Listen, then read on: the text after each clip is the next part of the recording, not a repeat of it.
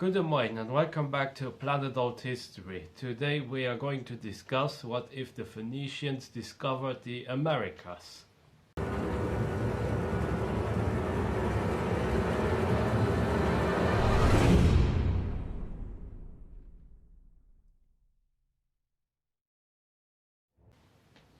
The Phoenicians and their descendants, the Carthaginians, were the most formidable sailors of the ancient world.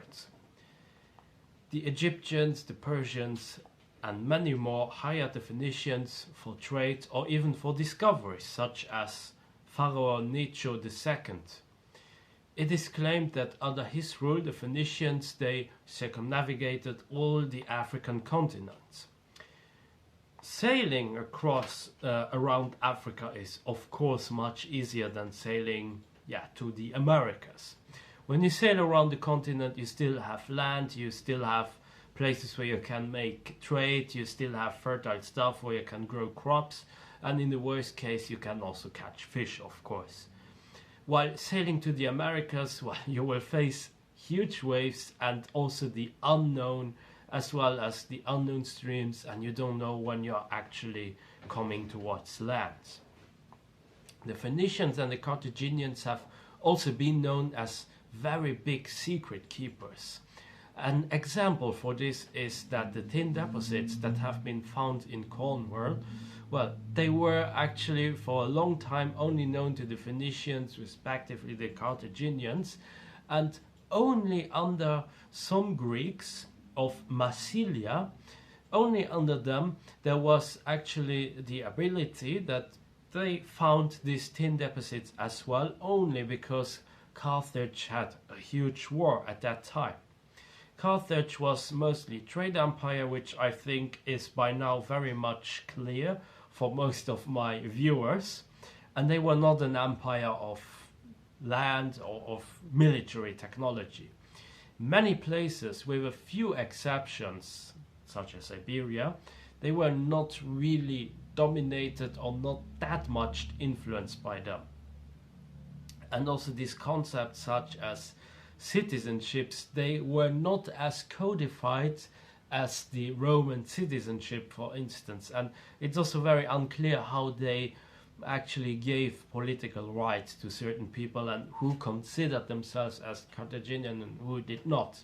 But what is very clear is that the armies that the Carthaginians had, and also the Phoenicians, they were hired from left and right. So and you had very often people who were from many nationalities in there, and they were just paid to fight the wars for Carthaginians, basically.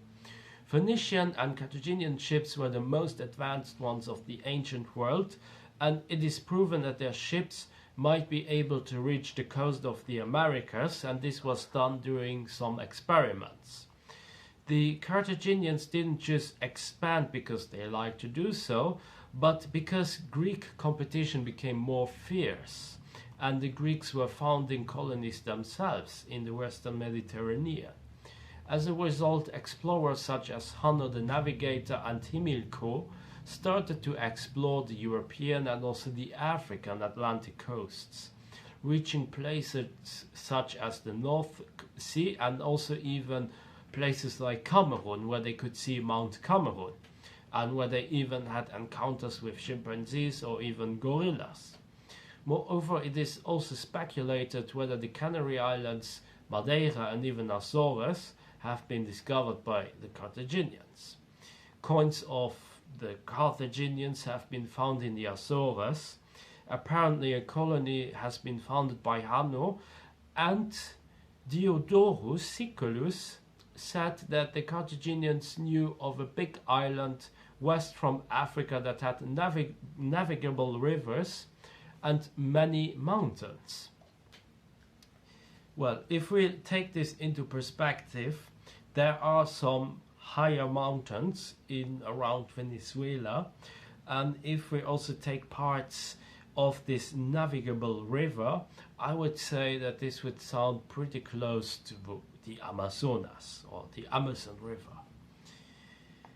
The Carthaginians, they also fought many wars in Sicily, and they put a lot of effort in there only to be crushed much later on by an expansive Rome. But what if all of that changed? What if the Phoenicians or the Carthaginians discovered the Americas? Well, we have to start with a point of divergence. So let's just say that in this alternate timeline, Hanno Himilco or another alternate sailor would try to undertake expeditions in the Atlantic Ocean. Carthage just before or at the very beginning of the Carthaginian-Sicilian Wars would have commercial and economic interests in finding new routes and new strategic places.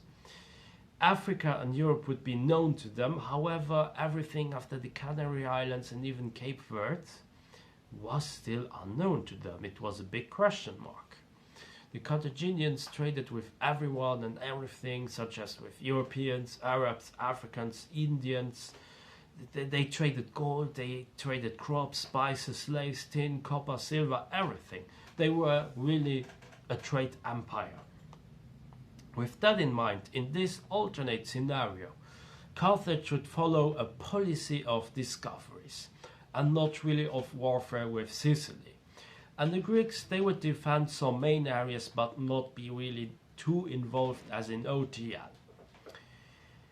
Coming from Carthage, then going to Iberia beyond the Pillars of Heracles, the Canary Islands and Cape Verde, the Carthaginian ships would need to have a very good amount of supplies. Since they were able to transport gold and many other heavy metals, they would be able to take some supplies which could last for many weeks. And they would try to see what lies beyond the Canary Islands. The expedition would not be too big, but have some considerable support of the rich merchant classes, Carthage itself, and some very experienced sailors who would definitely exist in this timeline. A risky journey for sure, but it would be a success. Carthage would most likely discover the coast of Brazil. They would settle in areas where also the Portuguese had settled. The reason for this is that the first Portuguese settlements in Brazil, they were very close to base and also to other geographical areas which were very important and also had a huge advantage for the ships. Carthage would not find many interesting things at first in Brazil, except for some exotic fruits and very good places to grow them. The weather was good, water was there, and it wasn't dry, and there was no really civilization or serious competition that could match with them. In an alternate 5th century to 4th century, Carthage would discover also the Amazon River and the Caribbean as well as Mexico. The Olmecs and the Mayans would now have contact with Carthage. Carthage would have established a few colonies, but no attempt of colonization per se or Punicization would be made, except for a few areas in Brazil that were sparsely populated, which would become some type of similar place as Iberia. They would be able to get many resources, and the Americas would quickly become very important to Carthage, to the point where they would focus more on the west than the east. This will have a few implications. First of all, Carthage might probably not end up having so many wars against the Greeks and later on against Rome. Second of all, Rome would be able to get much of Sicily uncontested, and they would then focus on Greece. The legend of Hannibal with his elephants would thus not really exist, and also the crossing of Alps would not really be that big of a thing. So maybe Napoleon and Charlemagne and many other Holy Roman Emperor would not then go through the Alps and have like this holy and mystical aura around them when they say that they went through the Alps. North Africa and Iberia would probably fall much later in the Roman sphere of influence. The third point is, since Carthage relied on hiring mercenaries, they would at one point also have native Brazilian peoples, Taino, Carib, Olmec or Mayan mercenaries in their army.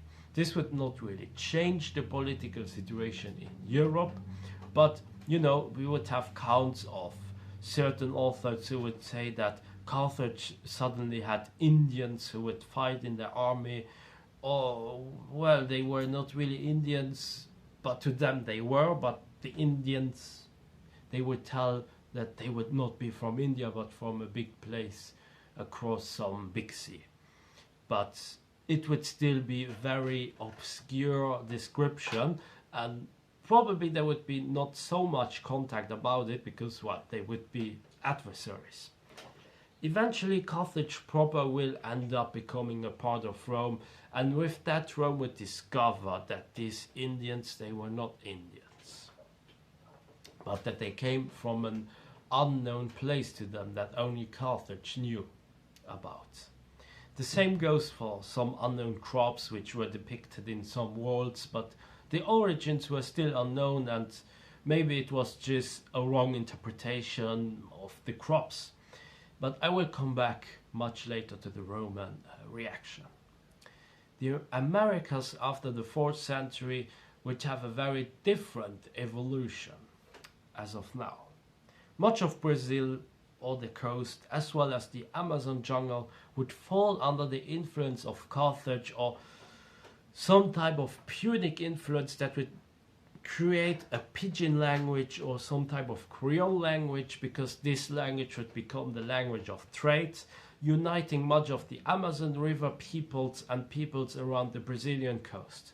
Normally the Amazon River is considered a very impassable place, and if the Romans would have discovered the Americas, the Amazon River would not really be that interesting to them, because they would just not like to go too much to the sea or to rivers.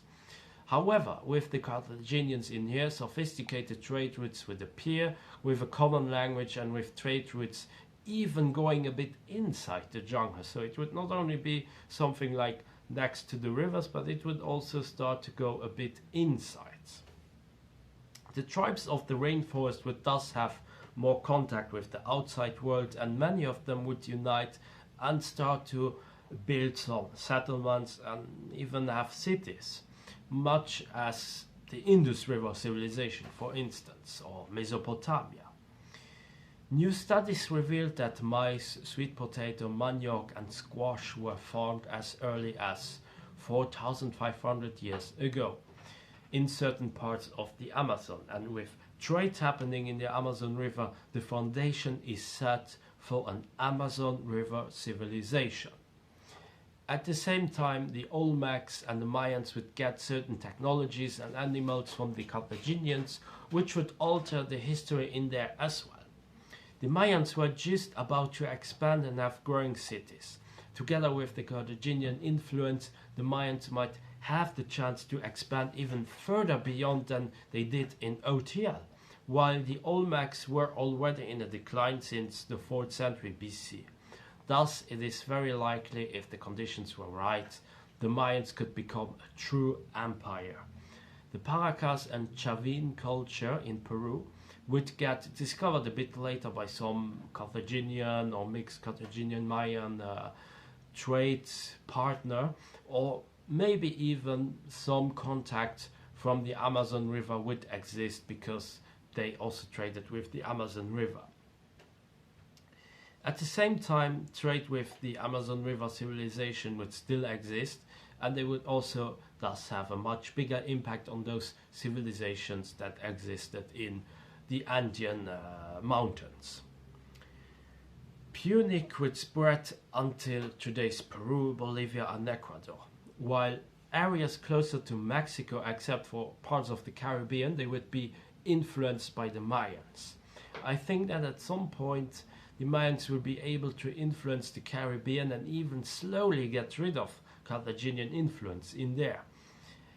At the same time, the Mayans would undermine the influence of Teotihuacan, making it one of just many cities within their empire, and after a short competition with the Zapotec, they too would just become a part of the Mayans. Carthage, in search for yet again new trade routes, could try to go deeper within the Mississippi and get some trade ports in Florida, or even have stuff going on the Bahamas or in the Bermuda Islands. Eventually they would then recognize that the Mayans were far too powerful for them, and in later centuries, with the pressure of Rome, Carthage would just leave a legacy behind in this area with technology and knowledge that would link up the old and the new worlds. Brazil would become, as I said before, similar to Iberia, where some settlements they would evolve, become bigger, and also probably with a lot of Carthaginians fleeing from the Romans. They would then settle instead of other areas like Iberia or I don't know where. They would then rather come to Brazil. The successor states would continue to trade with Europe and Africa, and perhaps even with the Mayans. Coming back now to Rome. Rome would most likely not care for the Carthaginian settlements and discoveries in the Americas. But one thing they would care for would be trade.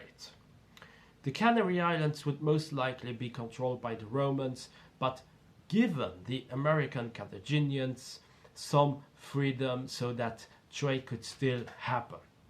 They would ask the Carthaginians to pay a bit more as form of reparation, or whatever reason they would just put into a peace treaty, and the American Carthaginians would put up with it for some time and then just try to bypass the Romans by going directly towards Africa. The Romans would suddenly get a bit annoyed and start to investigate what happened, and if they would really have this need to check what's going on, which I also think that they would not do, they would then discover Novo Cartago, northern Brazil, and some parts of the south of Brazil. And further north, some mixed settlements influenced by Carthage, the Amazon River civilization, and the Mayans. Attempts to conquer some parts would definitely fail, and the Romans, if they ever just reached the Americas themselves, they would just give up any further plans in there, while Carthage would start expanding into Uruguay and Argentina, and probably also then discover St. Helena, Tristan da Cunha, and then go from there towards South Africa, where Carthage would then also maybe get a settlement or a few more, where trade from Arabia or India could then just be diverged or redirected. With the fall of Rome, which would anyways happen, American Carthage would get word from all the chaos within Rome, and they might maybe make a comeback. At the same time, the Mayans would probably become an important trade partner for Rome instead, having taken over Bahamas, Bermuda, even the Azores, or at least share the Azores with the Romans as common trade grounds. With the rise of other civilizations, this route might be discontinued or less used, and Carthage yet again could take full advantage of their knowledge. Some parts of Iberia and northern Africa could shortly become Carthaginian again, but this wouldn't last very long. Some parts of Iberia and northern Africa could then just shortly have this Carthaginian control, and maybe have a shared control also with some barbarians, and then the Carthaginians come again, then the barbarians come again, then the Romans, so it will be a huge mess, and a lot less development will happen in there, that's for sure. An alternate Byzantium and the Islamic invasion at the latest would take northern Africa. Iberia would, however, be a very different story, and I believe that Iberia, they could even be the place that could manage to hold out for much longer and even have a Carthaginian presence in there for some time, and maybe a Carthaginian or Punic Renaissance could happen in there instead of having Frankish Renaissance or Carolingian Renaissance. I mean, if during that time we would still have a lot of wars, yes, it would be destructive, but we would have a lot of development, money flowing in, would have new ideas coming, and also some interest to keep that place, and also it would be a gateway towards the Americas, then towards the Islamic world, and then towards Europe, they could potentially become very rich of it if the Carthaginian could actually manage to get a hold in Iberia. The Americas in this alternate world would still see a collapse of the Mayans because no empire stays forever. But in the same way as it happened to Teotihuacan, where most likely a climatic change was the reason for it. Also, the Andean cultures would see a collapse as well, while I think that the Amazon River civilization, they would have the best cards to survive. They might retrace a little bit, but not totally collapse and disappear. And their culture would be very unique, having like a jungle but water culture, which would just be something, yeah, that we didn't really see. Maybe we could see something like that was discovered in Cambodia, where they had ruins in the jungle, so we would just discover something like this in the Amazon jungle. The Carthaginian successor state, if it would play its cards right, could eventually dominate Africa, the Americas, have parts of Asia, and even get to Australia, while keeping much of Iberia in their hands. Punic would become the Latin language of the sea, while Latin would be spoken in the land. And also, let's check what could happen with Arabic, for instance, because, well, Arabic would just become very different, and this is due to the closeness of both languages. And it would be very easy for the Arabic speakers to speak Punic, and also having a little bit longer presence of Punic speakers in Northern Africa, and then also in Iberia, and then more extensive contact with these trading partners would make a little shift in Northern Africa. I also think that even if all of this would fall into the Islamic world, maybe Punic might still survive and have a similar position as Persian, for instance, within Northern Africa, or even become the second language of the whole Islamic world. Religious matters won't really be important for Carthage, and perhaps, yes, in Iberia we could have some unrest because of Christianity and whatnot, but I think that this alternate history now went really too far, and that's where we have to stop it as for now. That's it for today. I hope you enjoyed my video.